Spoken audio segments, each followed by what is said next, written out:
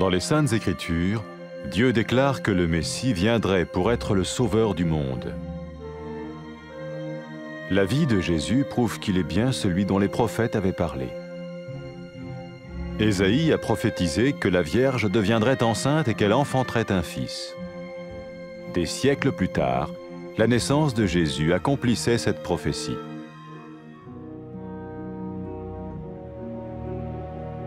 Les Saintes Écritures déclaraient que le saint à naître serait appelé le Fils de Dieu. Cela signifiait que Jésus serait le Fils de Dieu au sens spirituel et non au sens physique. Nous le voyons par sa manière de vivre.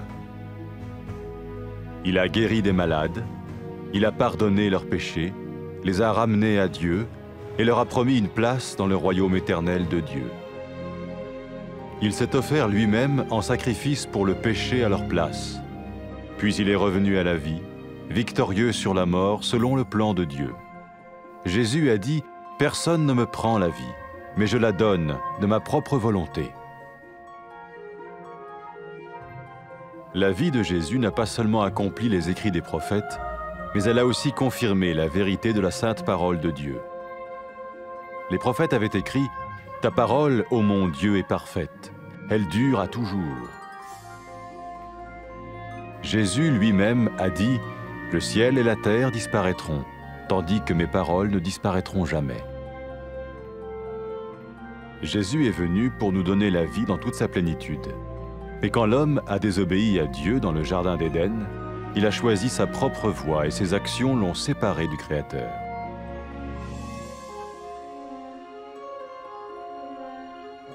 Les Saintes Écritures déclarent que tous ont péché et que le salaire que paye le péché, c'est la mort. Il s'agit de la mort spirituelle, éternelle séparation d'avec Dieu. Mais tout comme Dieu a donné un bélier pour qu'il meure à la place du fils d'Abraham, ainsi il a envoyé Jésus, le Messie, mourir à notre place. Sa vie, sa mort et sa résurrection restaurent la relation entre Dieu et tous ceux qui mettent leur confiance en lui.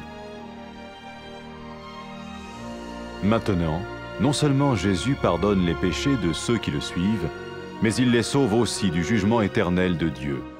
Ils sont sûrs d'aller au paradis et de vivre avec lui pour toujours.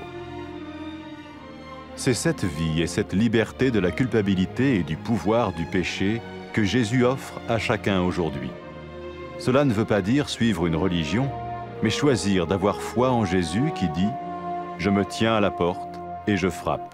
Si quelqu'un entend ma voix et ouvre la porte, j'entrerai chez lui. » Cela veut dire se tourner vers Dieu et croire que Jésus vient dans nos vies pardonner nos péchés et nous rendre tels qu'il veut que nous soyons. Il ne suffit pas d'approuver intellectuellement ce qu'il dit, ni de vivre une expérience émotionnelle. Nous le recevons par grâce, au moyen de la foi, par un acte de notre volonté. Lorsque quelqu'un est prêt à suivre Jésus le Messie, il peut lui parler par une simple prière. Peut-être êtes-vous prêt maintenant à ouvrir votre vie à Dieu. Si oui, vous pouvez vous joindre à la prière suivante, silencieusement, dans votre cœur.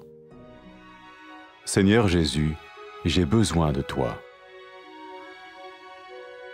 Merci d'être mort sur la croix pour mes péchés.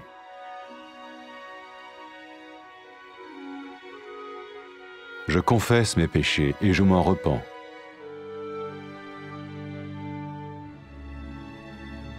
Je t'ouvre la porte de ma vie et je te reçois comme mon Sauveur et Seigneur.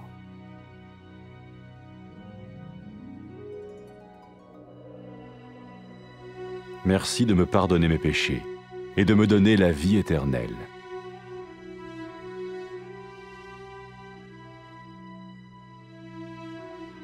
Fais de moi le genre de personne que tu veux que je sois.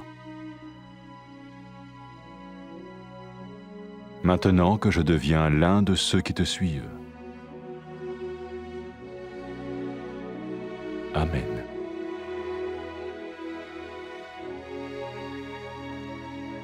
Jésus a dit à propos de ses disciples, « Mes brebis écoutent ma voix, je les connais et elles me suivent. » Pour expérimenter la vie en abondance promise par Jésus, Ceux qui le suivent parlent à Dieu chaque jour dans la prière et lisent ou écoutent sa parole.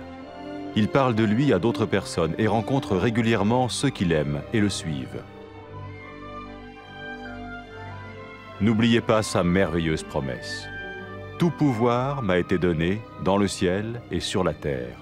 Et sachez-le, je vais être avec vous tous les jours, jusqu'à la fin du monde.